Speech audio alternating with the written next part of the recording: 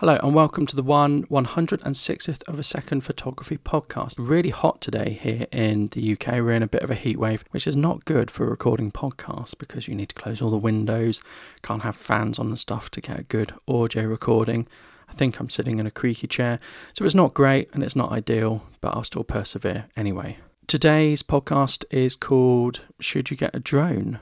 And it's a very simple podcast. It's saying, should you get a drone or not? And really, I'm looking at should you get a drone for photography and for videography. I've been really lucky and I've been really fortunate that I've had access to a drone over the past couple of weeks. I won't say what drone it is, but I've had access to a drone that is under 250 grams. And that opens up possibilities. So drones are fantastic. I'm going to say that straight off. If you get a decent drone, they're easy to control and they're not that difficult. In the past, I've had more toy drones and one just flew off the first time I used it and not good. If you're going to get a drone, you have to invest the money and get a decent drone, because otherwise what will happen is it won't be able to stand up to the wind and it won't be able to do lots of things, and it's more of a toy than a real serious tool.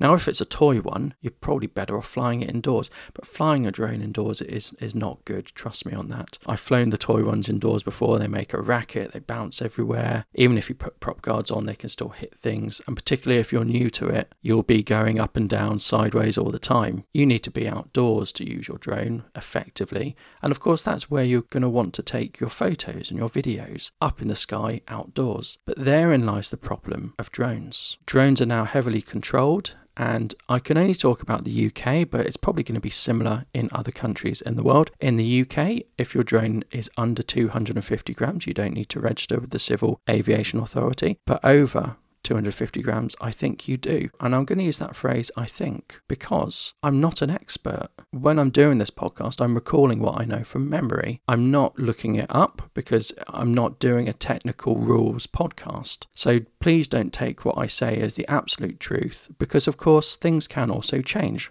Rules and regulations will change over time, so please don't deem this podcast and what I talk about to be accurate, because you might be listening in the future. I might not recall things correctly, but I'm giving a general outline, but I'm not a drone expert. So going back to the rules in the UK, you can fly outside as long as you are 150 meters away from a built-up area in the regulations I've looked at. So that might be for the lighter drones. You have to be 150 meters away from built-up areas.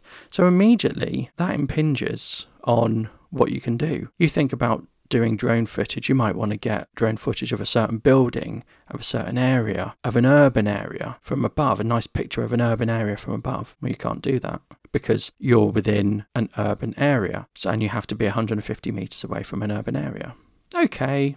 You could go to a park, and you may be within a park. You might be able to find a place that is 150 meters away from buildings, and you might be fine. But the next rule is you have to be 50 meters away from people. And to be honest, these rules are fair enough. You don't want to be sat in your home and a drone flies into your window, and you don't want to be out for a walk and you almost get hit by a drone, or a drone falls out the sky and lands on you. These rules are fair enough, I think, particularly with some of the things some people have done with their drones. And I'm thinking of things like the Gatwick Airport incident, where planes couldn't take off or land because there was a drone over the runway. So the rules mean you can't really use drones in a city unless you're a commercial operator, and then there are other stipulations that you have to go through, and I don't know what those stipulations are. So you have to go out into the countryside or to a remote location, and that's fine, and you can do that, and I've gone to places where I'm away from people and I'm not in a built up area, and I can fly the drone that I've had access to, and that's great. And when you fly the drone, you've got a very good camera module, and it's on a gimbal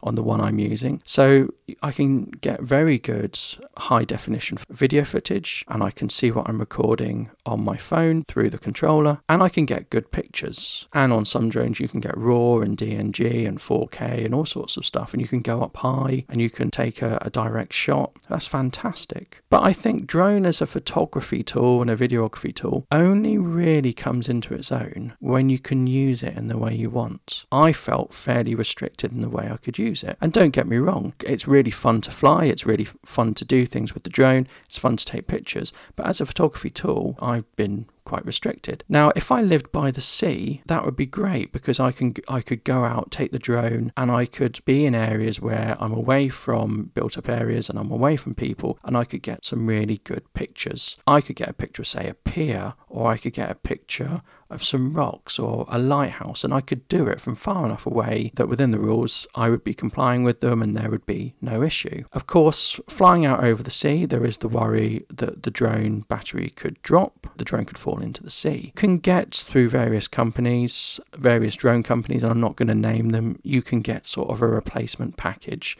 So if your drone gets damaged, you pay a little bit and you can get it replaced. So that takes the worry out of that. Have enough spare batteries, know your limits before you fly out over the sea, have a few goes before you do it. Don't do it as your first turn on the drone. You'll probably crash it into the sea and you're inexperienced. But once you've got some experience, once you know the limitations of the drone, once you know when it needs to come back, once you know how long the battery lasts for, you'll be fine.